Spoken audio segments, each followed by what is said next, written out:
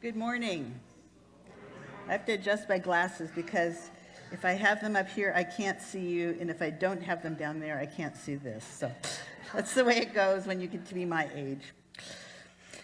So good morning, and it's February, and in February, around Valentine's Day, our culture likes to celebrate romantic love.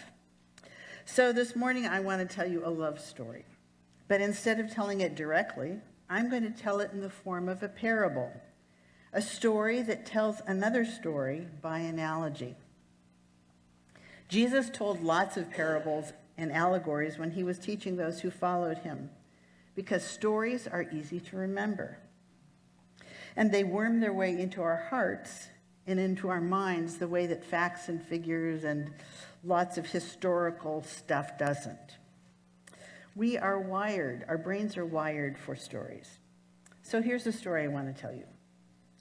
There once was a young man who had been longtime friends with another family. We'll call him David. The daughter of the family, and we'll call her Lucy, traveled abroad and was imprisoned. Her family turned to David, and because of his legal expertise and his knowledge of the country where she was in prison, they asked him to try and rescue her and bring her home. He was successful, but it took some time, and while working on her case, he fell in love with her. And when they came home, on their way home, on the airplane, he proposed to her, and she accepted. Their engagement was difficult, though, as David gradually realized that she had a lot of emotional baggage. But he loved her, and he was determined to make their relationship work. Almost immediately after the wedding, he noticed that she was getting a lot of texts and emails and phone calls that he didn't know why she would be getting so many of them. And she seemed to be kind of focused on these. And she was also kind of secretive about them, which kind of puzzled him, but he just wrote it off. At first, he didn't think too much about it, and then she started staying out late at night. She said she would be going to the grocery store, and then it would be a couple hours later, and that was puzzling too. When she came back, her clothes smelled of cigarette smoke and men's cologne. Now that was very odd. And then one day he overheard a phone conversation and realized that she was being unfaithful to him. All the pieces fell into place. When he confronted her, she admitted that she was seeing someone else, but kind of brushed it off as no big deal. That's just what everybody does this, right? But it was a big deal to David, and he insisted that they go to counseling. So they did, and off and on. And initially, it seemed like things were getting better. They were starting to talk about their issues and work on things, and there was some hope. Lucy seemed to be willing to recommit herself to him and to the relationship. But then the texts and the phone calls started up again. She started staying out later at night again. She became increasingly more distant and was always too tired or too busy to do anything with him. Then David began to notice that things were missing at their home, like jewelry or electronics. And when he asked her about them, she said, "Oh, well, they just must be lost. We must have just put them someplace. I don't know." He also discovered that Lucy had been making sizable withdrawals from one of their savings accounts. Not long after that, while looking for something in a closet, he came across several large bags of pills. They were kind of stashed away behind some clothes. And then it hit him like a ton of bricks, that not only was she being unfaithful to him, but she was dealing drugs out of their home. Horrified and feeling very betrayed, he agonized over his options. He loved her. What should he do? What could he do? He finally decided to turn her in to the police and press charges. Lucy went to prison for several years. David faithfully wrote her and visited her. He was there at the gate to meet her when she was released on probation. She seemed genuinely sorry for all the pain and sorrow that she had caused him, and she wanted to go home and start over. And David agreed. He still loved Lucy, and he wanted them to have a life together. They began going to church again, and after a year planned a renewal of their vows ceremony with family and friends. The big day came, and promises were made, and there was much rejoicing at the party afterwards. And they lived happily ever after. Except they didn't. Everyone had hoped that the past could be put behind them and that they could move on to a faithful, mutual love, just like in the novels and movies and fairy tales. And again, for a while, things seemed to be going well. Then David had to go on a 2-week business trip. When he got home, he noticed the house smelled like cigarettes. And there were some dirty men's clothes stashed in his closet that weren't his. And they smelled of that same stale, cheap men's cologne that he had smelled before. Beginning to get worried, he checked his bank account. And there were large unaccounted for withdrawals. And then it hit him. Nothing had really changed. But he still loved Lucy. What could he do? What should he do? He knew what the neighbors would say.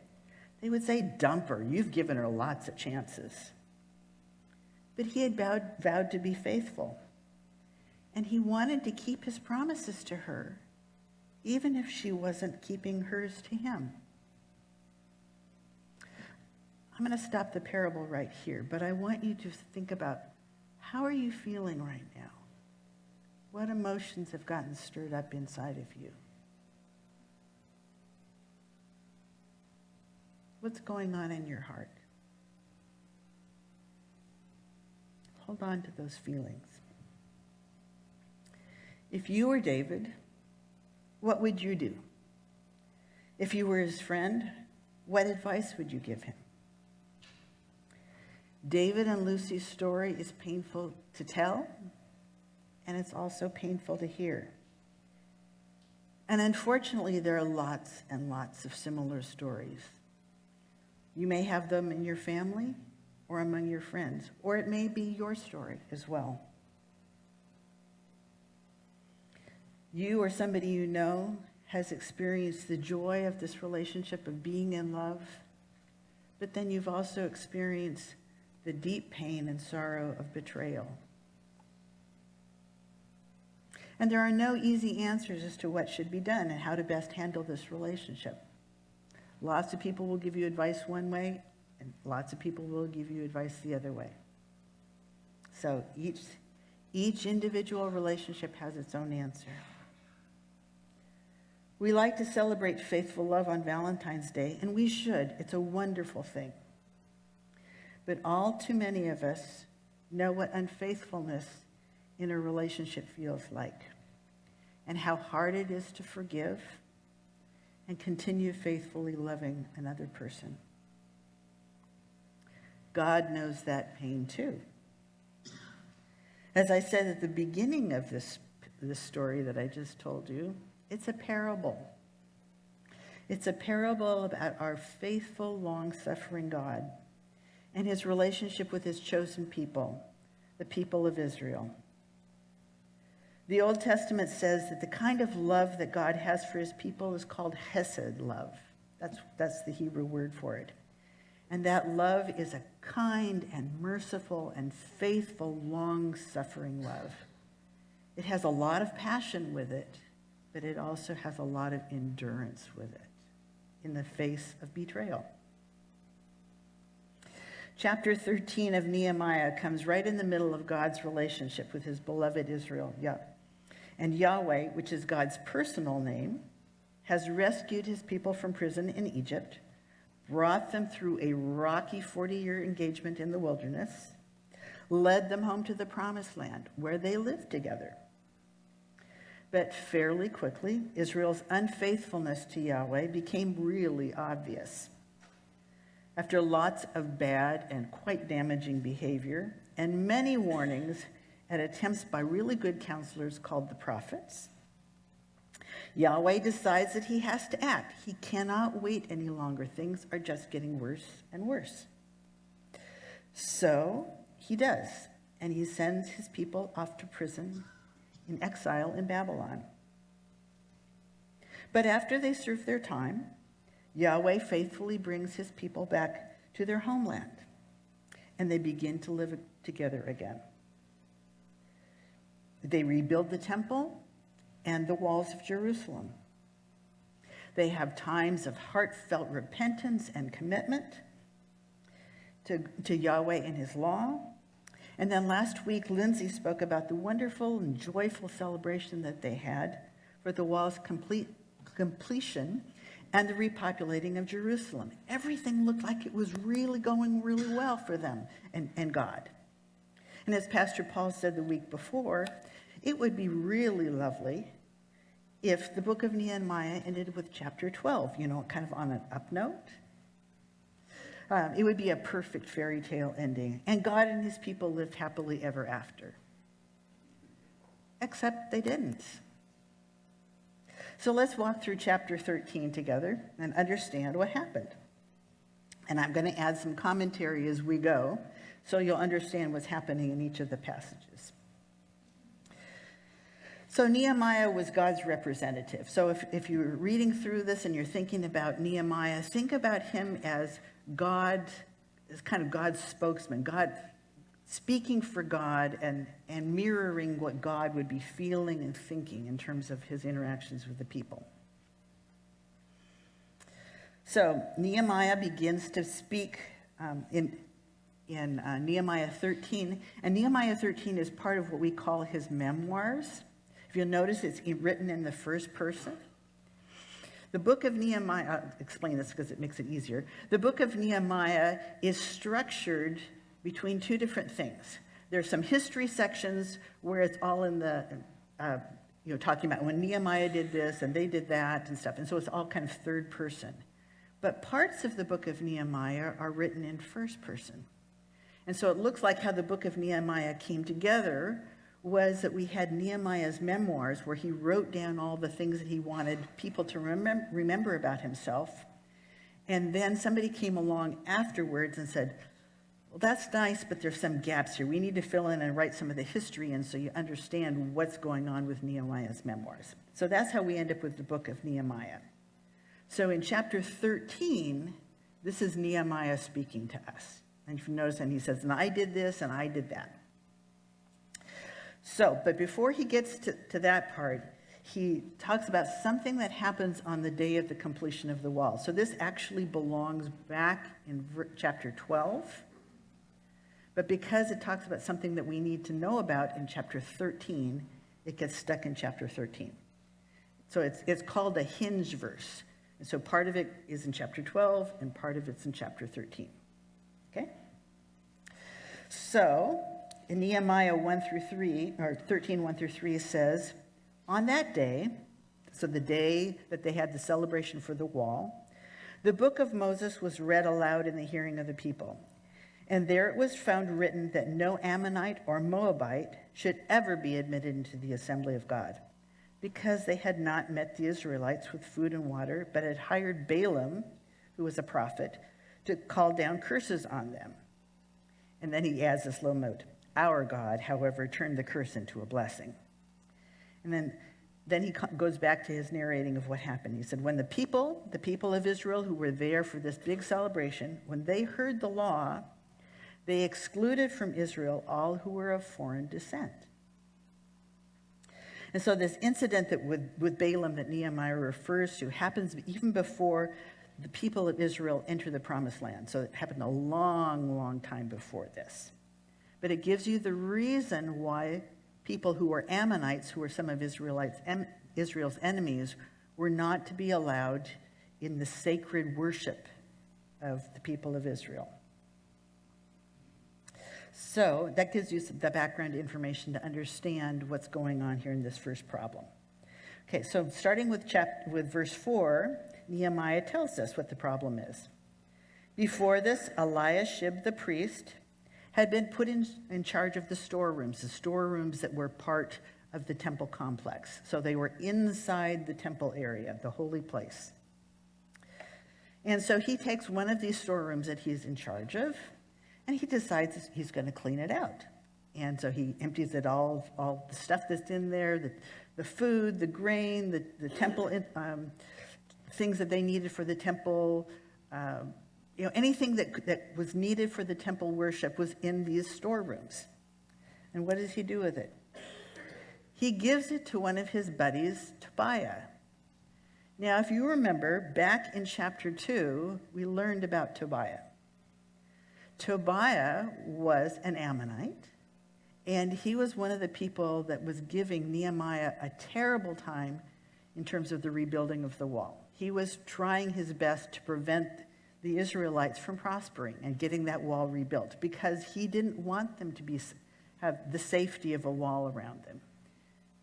And so he's one of these foreign rulers that's in the land, and he's not at all happy about Israel growing and restoring itself. So, but he figures it's politically expedient to make friends with the high priest, Eliashib. And so he does, and he cozies up to him, and they become really good friends. And so the high priest decides that, hey, we've got some space in the temple. If Tobiah wants to store some of his stuff here, no problem.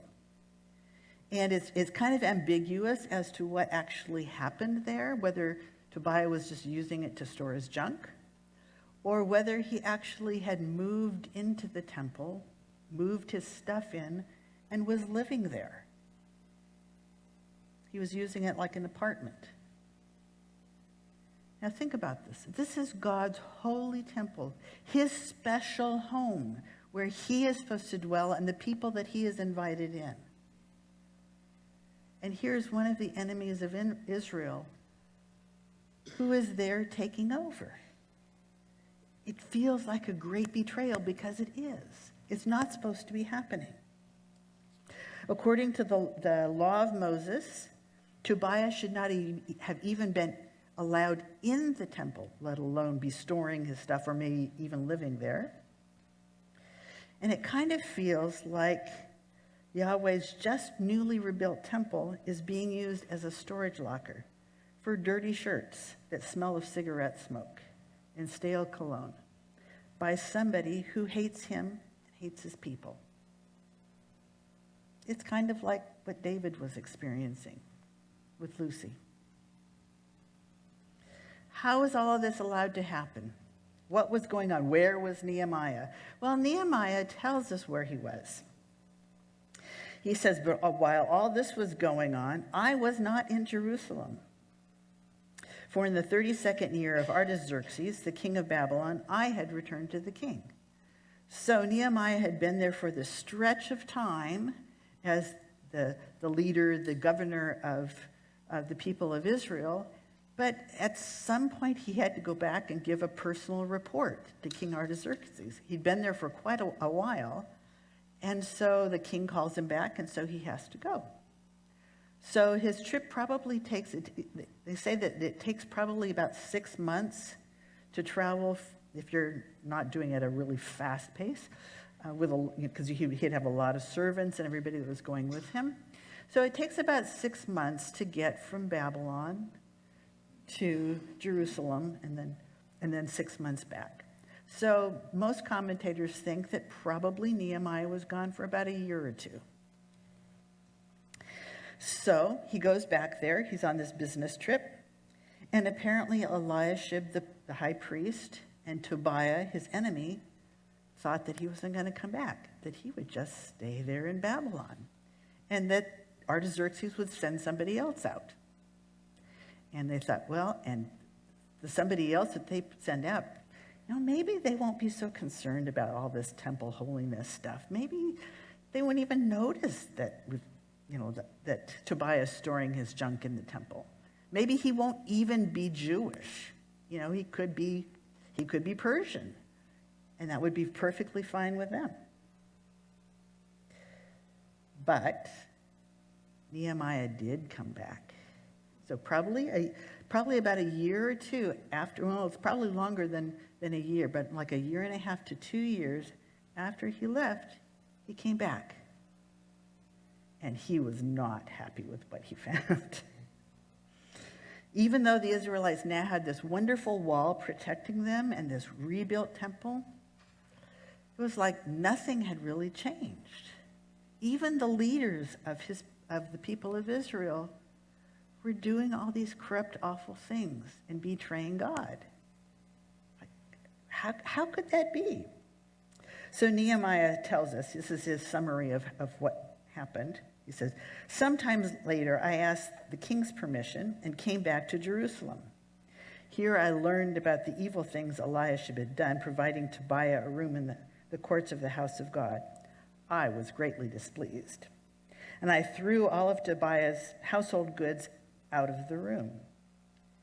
If you remember this morning, this should be ringing little bells in your ears. 'Cause who else that we read about this morning threw stuff out of the temple that didn't belong there? Something to think about. So then Nehemiah says, "I gave orders to purify the room, and then I put back into them the equipment of the house of God and the grain offerings and the incense.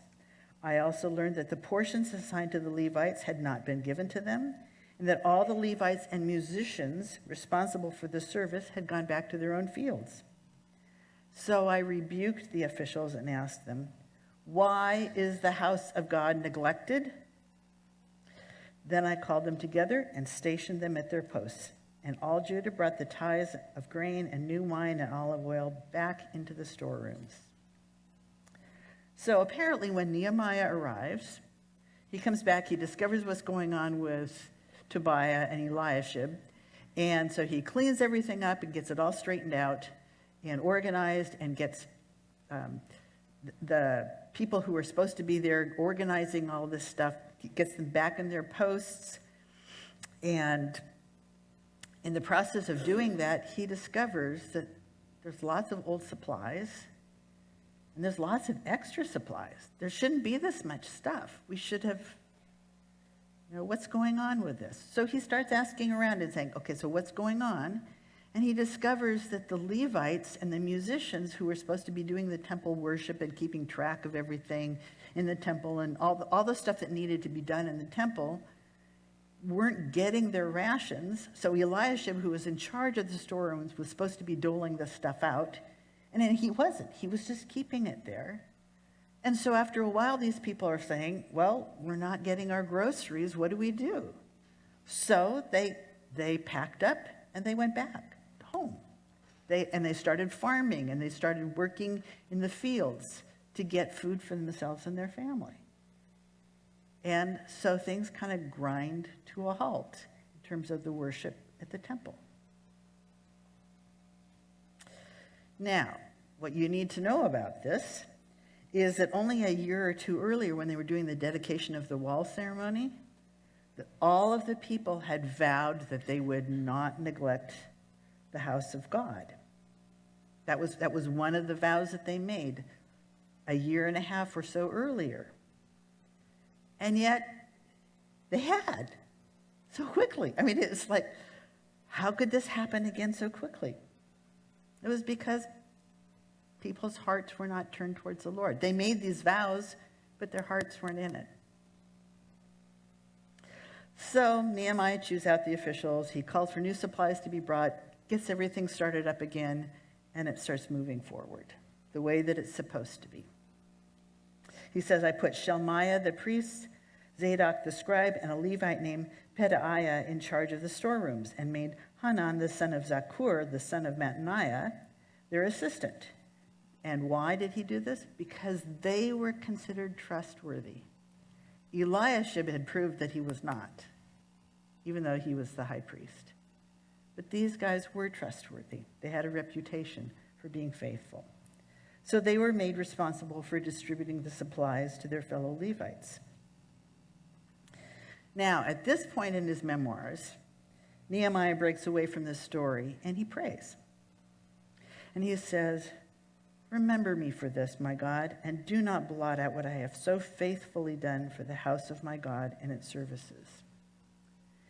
It's almost as if Nehemiah wants to remind God that in spite of all the unfaithfulness around him and the worship at the temple kind of grinding to a halt and things falling apart, that Nehemiah has tried his best to be faithful to God. He's tried to make sure that everybody gets the supplies that they need to do the worship of God, and that the people are actually there to make that happen.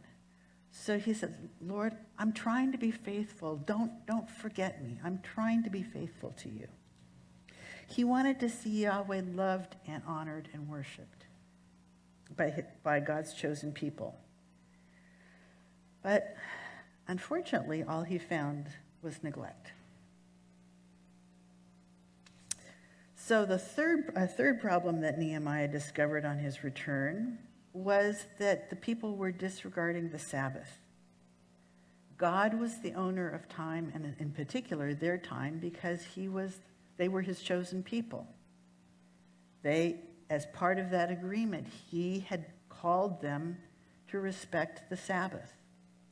And it was to be his day of special rest for the people and for all who lived with them, and even for the land. It was his day to be honored and glorified and worshiped. But he tells us in verses 15 and 16, "In those days I saw people in Judah treading wine presses on the Sabbath and bringing in grain and loading it on donkeys together with wine and grapes and figs and all other kind of loads. And they were bringing all of this into Jerusalem on the Sabbath. Therefore I warned them against selling food on that day. People from Tyre who lived in Jerusalem were bringing in fish and all kinds of merchandise and selling them in Jerusalem on the Sabbath to the people of Judah." All that wasn't supposed to be happening. It was supposed to be a day of rest and worship. And just before the dedication of the wall and his trip to King Artaxerxes, the people had covenanted with God to honor the Sabbath and not buy from the people from the outside who were not Jews, who were bringing stuff in, like the people of Tyre. But again, so quickly, a year and a half or two later, all of those vows had been forgotten, and business was back as usual. And so what does he do? He rebukes the nobles. He says, "I rebuked the nobles of Judah and said to them, 'What is this wicked thing that you are doing, desecrating the Sabbath day? Didn't your ancestors do the same things so that our God brought all this calamity on us?'" The exile, they got shipped off to Babylon. It says, "Bring all this calamity on us and this city. Now you are stirring up more wrath against Israel by desecrating the Sabbath." So Israel's leaders, the very people who were responsible for leading the people in honoring the Sabbath, are the ones that are there promoting the trade.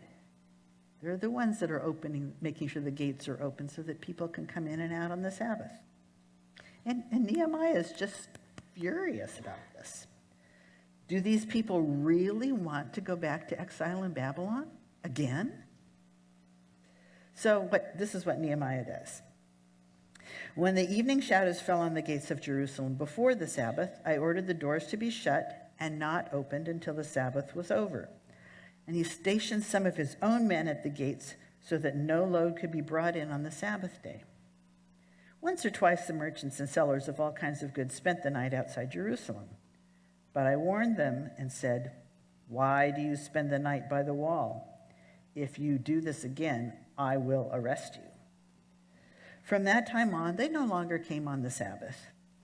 Then I commanded the Levites to purify themselves and go and guard the gates in order to keep the Sabbath day holy." So the problem gets dealt with, at least temporarily. And Nehemiah takes another break in writing his memoirs and prays, "Remember me for this also, my God, and show mercy to me according to your great love." Unfortunately, he knows his efforts to enforce the Sabbath rules will only go so far. it only took probably about a year before everything fell apart while he was gone. What will happen when he's no longer there? He's looking for the people's hearts to be changed, and they're not. His efforts to enforce Sabbath rules only go so far. External rules don't change wayward hearts. And as the book of James tells us, human anger, especially Nehemiah's anger, doesn't produce the kind of righteousness in people's hearts that God desires. So what does he pray for? He prays for God's transforming mercy for himself and for others, because he knows that God is a God of faithfulness and love. In verses 23 and 24, then Nehemiah tells us about the fourth big problem that he encountered. It says, "In those days I saw the men of Judah who had married women from Ashdod, Ammon, and Moab. Half of their children spoke the language of Ashdod, or the language of one of the other peoples, and didn't even know how to speak the language of Judah."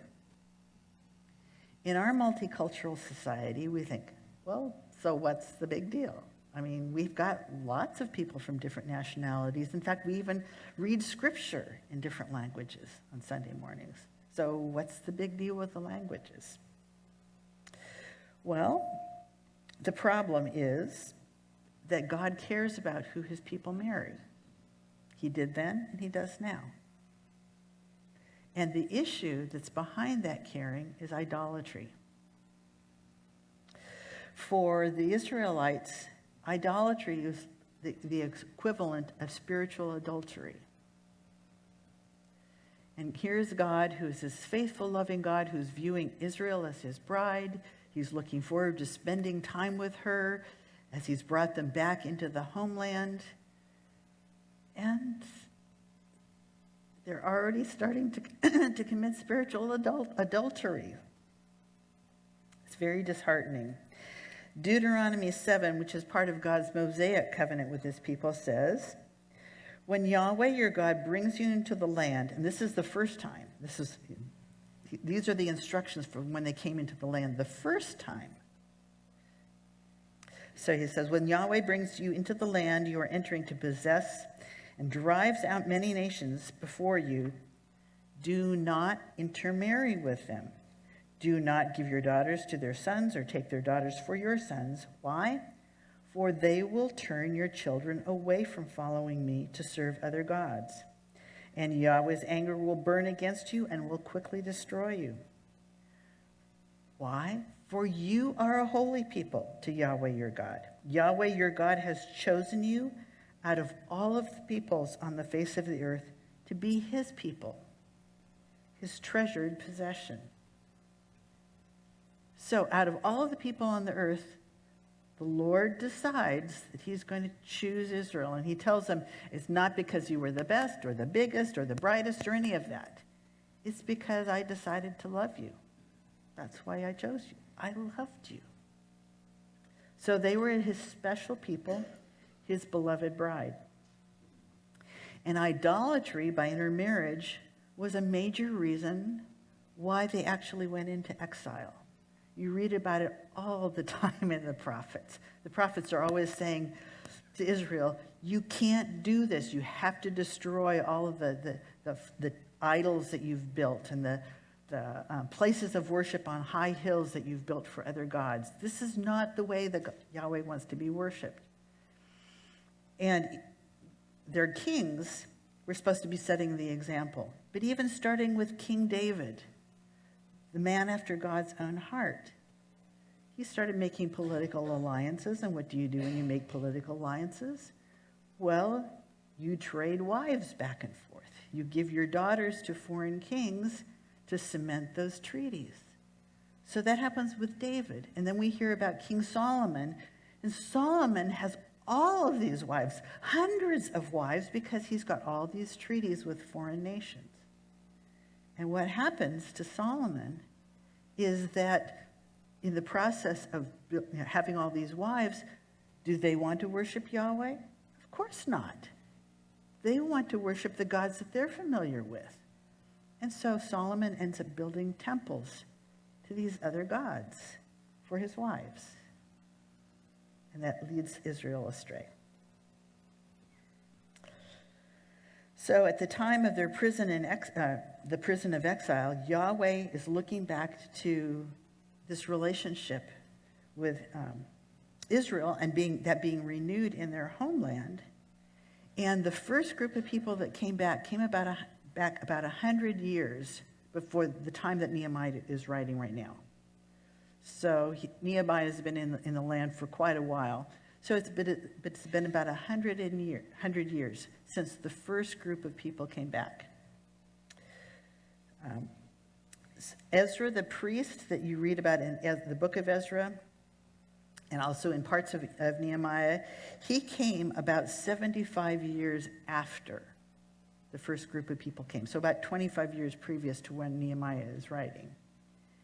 And when he got there, he found out that this group of people that were supposed to be being faithful to Yahweh and not intermarrying with the people of the land had been doing it right and left. And so if you read the end of the book of Nehemiah, Nehemiah hears about this and he says, what are we going to do about this? This is not supposed to be happening. And so he deals with the problem. So this is not a new issue that Nehemiah is dealing with. This is a continuing problem of spiritual adultery because of intermarriage. So the people, right before Nehemiah leaves to go off to King Artaxerxes, they again make that vow that we will not intermarry. Nehemiah comes back. He starts doing his governor thing where he's traveling around visiting various towns. And he's seeing children on the street playing, and he's listening. And they're not speaking Hebrew. They're speaking other languages, the languages of the enemies that are around them. And he realizes that the people who had made these vows a year and a half earlier have been intermarrying all along. There's really been no change. And so even though they made all these vows, they didn't do it. So, and it gets so bad that even the high priest, remember Eliashib, the high priest? He has a grandson that marries the daughter of Sanballat, who is also one of Nehemiah's biggest enemies and enemies of Israel. So it's a situation where you think, wait a minute. What is going on? Did everything just fall apart while Nehemiah was gone? Yes, everything fell apart while Nehemiah was gone. And the reason is because laws only can contain immorality and problems for so long. The heart needs to change. There needs to be a desire to be faithful. So Nehemiah is furious, and he rebukes them, and he calls down curses on them, and he beats some of the men and pulls out their hair, which is a very kind of violent, dishonoring thing to do. And he makes them take an oath again in God's name. And he says, you are not to give your daughters in marriage and sons to their sons, and nor are you to take their daughters in marriage for your sons for yourselves. Was it not because of marriages like this that King Solomon, the king of Israel, sinned? Among the many nations, there was no king like him. He was loved by God, and God made him king over all Israel. But even he, the wisest of all kings, was led into sin by foreign women. Must we hear now that you too are doing all this terrible wickedness and are being unfaithful to our God by marrying foreign women? Then he adds a note. One of the sons of Joiada, son of Eliashib, the high priest, was son-in-law to Sanballat the Horonite, and I drove him away from me. And then Nehemiah breaks again from his memoir, and he prays for God's justice on these priests and the Levites for their idolatry and corruption, because the very people who are supposed to be helping Israel remain faithful to God are the ones, again, that are leading them astray.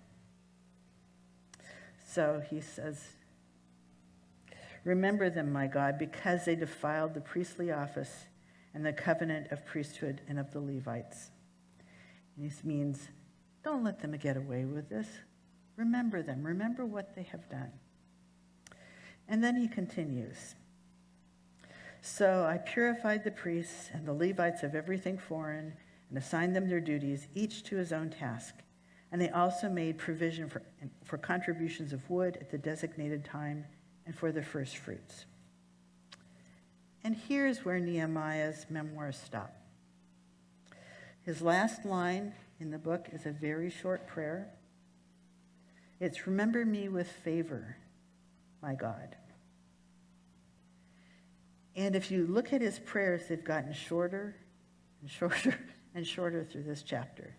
And it's almost as if, as Nehemiah's been writing this chapter and remembering all this stuff, it gets heavier and heavier and heavier. And so finally, all he can pray is, "Remember me with favor, my God." Sometimes in our difficult, struggling relationships, that's all we can pray to. Remember me with favor, God. I'm in the midst of a terrible time. Remember me. Don't forget me. And we know that God answers that prayer because Scripture tells us, Deuteronomy 7 again, tells us that he is the faithful God, keeping his covenant of love to 1,000 generations of those who love him and keep his commandments. Nehemiah could trust that love of God, and we can too.